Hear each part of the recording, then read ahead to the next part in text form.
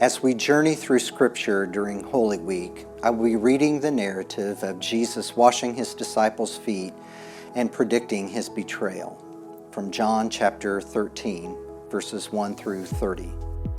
Let God speak to you through his word and use the reflection questions to draw near to the heart of Jesus. It was just before the Passover feast. Jesus knew that the time had come for him to leave this world and go to the Father.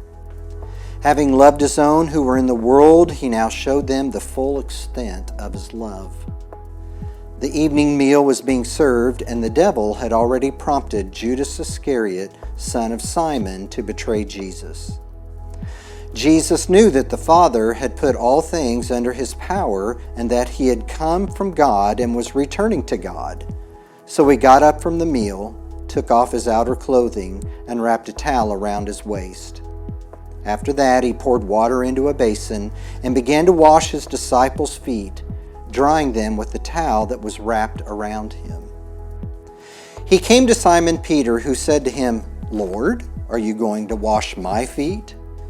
Jesus replied, "You do not realize now what I am doing, but later you will understand." "No," Peter said, "you shall never wash my feet." Peter answered, "Unless I wash you, you have no part of me." "Then, Lord," Simon Peter replied, "not just my feet, but my hands and my head as well." Jesus answered, "A person who has had a bath needs only to wash his feet. His whole body is clean. And you are clean, though not every one of you." For he knew who was going to betray him, and that was why he said not everyone was clean. When he had finished washing their feet, he put on his clothes and returned to his place. "Do you understand what I have done for you?" he asked them. "You call me teacher and Lord, and rightly so, for that is what I am. Now that I, your Lord and teacher, have washed your feet, you also should wash one another's feet.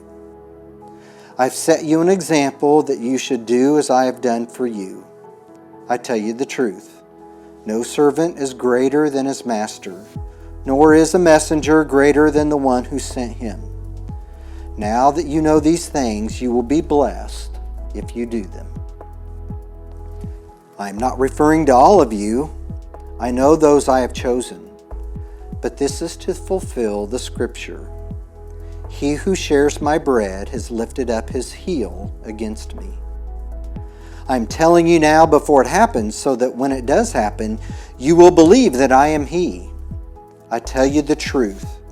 Whoever accepts anyone I send accepts me, and whoever accepts me accepts the one who sent me."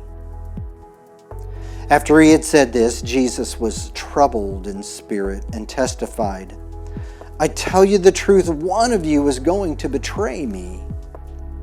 His disciples stared at one another at a loss as to know which of them he meant.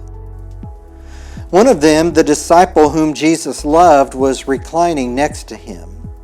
Simon Peter motioned to this disciple and said, "Ask him which one he means."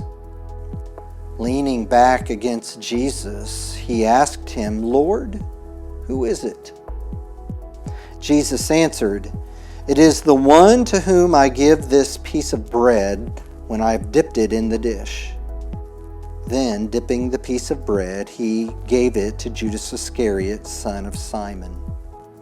As soon as Judas took the bread, Satan entered into him. "What you are about to do, do quickly," Jesus told him. But no one at the meal understood why Jesus said this to him.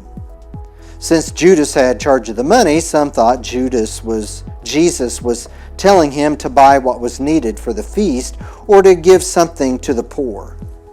As soon as Judas had taken the bread, he went out, and it was night.